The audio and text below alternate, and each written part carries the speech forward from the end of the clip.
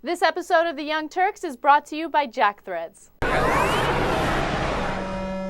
Back in 2009, the Obama administration claimed that they would not interfere with state laws that have to do with medical marijuana. They said that they don't want to waste their time and their resources on it. They want to leave medical marijuana laws up to the specific states, and that's it.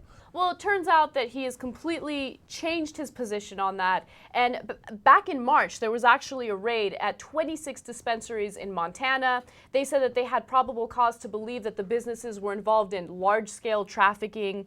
Now, all of a sudden, they're sending out a letter to all marijuana dispensaries, and they're basically saying that they're warning them that the federal government might subject them to prosecution.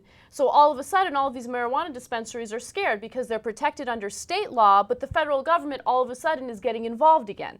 Okay, and the reason why I bring this up today is because yesterday we broke a story about American Express and how they're no longer going to process payments made at medical marijuana dispensaries. Okay, now keep in mind, Visa is still processing these payments.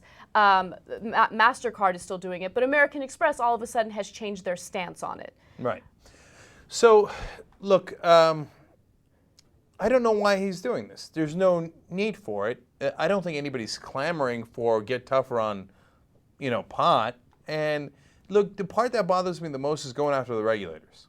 Because he's basically telling the state government officials, I will put you in jail if you enforce your own state law. Now, that's really gratuitous and exactly what he promised he wouldn't do. And look, the problem is, my guess is that all these different federal agencies, there's these guys who've been, quote unquote, fighting the war on drugs for decades on, and they're obsessed, right? And they want to do everything they can to bust everybody and intimidate everybody and make sure nobody does it.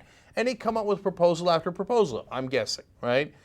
And you have to fight all those back. And at some point, if you just lose the political will, you go, oh, okay, yeah, sure, go ahead, bust state regulators. And then next thing you know, there goes all the medical dispensaries, et cetera, et cetera. Look, part of the reason that some people might be getting nervous is because this medicinal marijuana thing is working, right? Like, it's spreading and spreading, and people are thinking now, look, some people with medical problems take it, some people without medical problems take it, and guess what? They're all fine. Right. And so I think people who are against legalization are starting to panic a little bit. I think that's why that's happening. Yeah, that's a good theory. And look, it's people who are against legalizing it, I don't understand what their argument against it is. If you don't want to take marijuana, if you don't want to smoke marijuana, don't smoke marijuana. Right now, it's making this country $1.7 billion a year.